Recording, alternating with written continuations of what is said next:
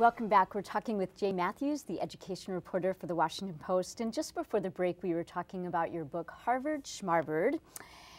And before we get into the book, you have to tell a little bit of your own story because you actually went to Harvard. I did. I didn't go to a high school nearly as good as the ones in Montgomery County. Hillsdale High, San Mateo, California. Sort of an average school, average kids like me. And I went to Occidental College, which is a small liberal arts school in Los Angeles, for my freshman year. I only applied to 2 colleges, and that's the one that took me. And then I got interested in going to China, exploring journalism. Oxy didn't have a Chinese course, and they only had a weekly newspaper, and so I transferred to Harvard, which had a daily newspaper, and I could learn Chinese. And I almost flunked Chinese because I spent so much time at this daily newspaper. You know, married the managing editor the day I graduated from college, and hence the almost and flunking had part. that you know, and the people in Montgomery County know the feeling because some of us have been to schools like that. You graduate from a school like that, and you think you're going to rule the world, and then 35 years later, you realize that you're actually, you know, you're having a job. You're probably well employed, but all the people above you in your company, as in mine, are graduates of big state universities who didn't go to anything like Harvard. And it occurred to me it was time to do a book that addressed what is an obsession in this area. You know, people really do believe, parents like me believe, that if they don't get their kids into a brand name school, Harvard, Yale, Princeton, they've somehow ill-served the kid. They haven't fulfilled their role as a parent, and it's just not true. So this book is to show people that success in life, as we know if we really think about our lives, is not based on what school you went to, but character traits, persistence, humor, charm, and those are traits you have long before you get to college. So college selection should not be based on whether it's a big name, but whether it has the kind of subjects and teaching that you want.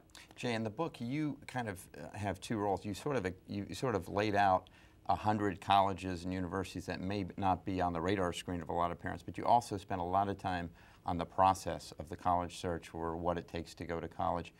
What was your main goal in writing the book? Get people to chill out. I mean, people to stop worrying about this process. I mean, this is the way we middle-class parents define ourselves in America. We can't give our kids a lot of money, we can't give our kids a lot of smarts, but we can get them into a good college, we think.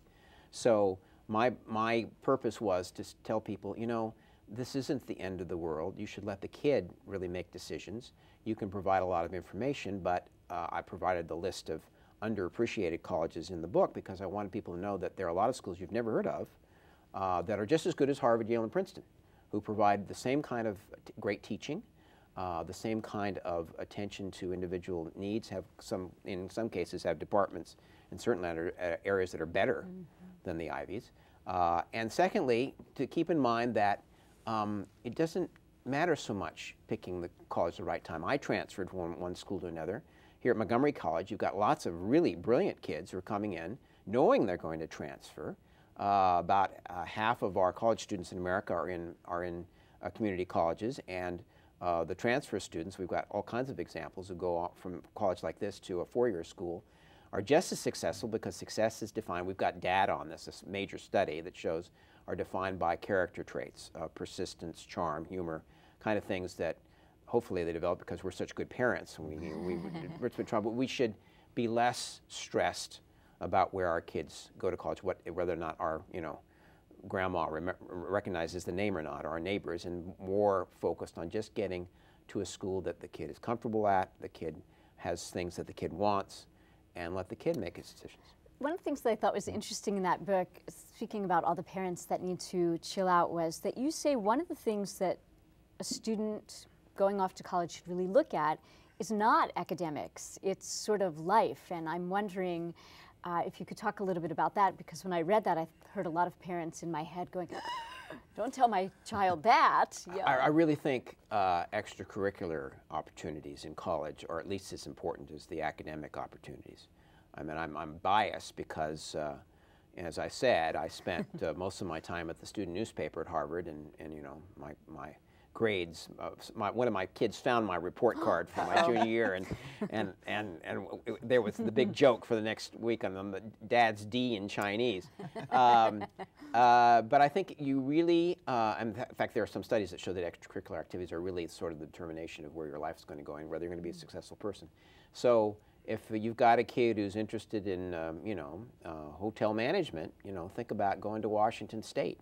If you've got a kid who's interested in journalism, think about a big state university that has a daily paper. A lot of the big editors at the Washington Post went to a place like Ohio State or SUNY Buffalo, big state colleges that had daily papers. There's all kinds of opportunities. College, and keep in mind that this country has the most accessible, the best higher education system in the world. All these young people we see from other countries coming here are here because of that. And they know it doesn't matter where they go to college, just so they're here and they have all these opportunities in all these great schools.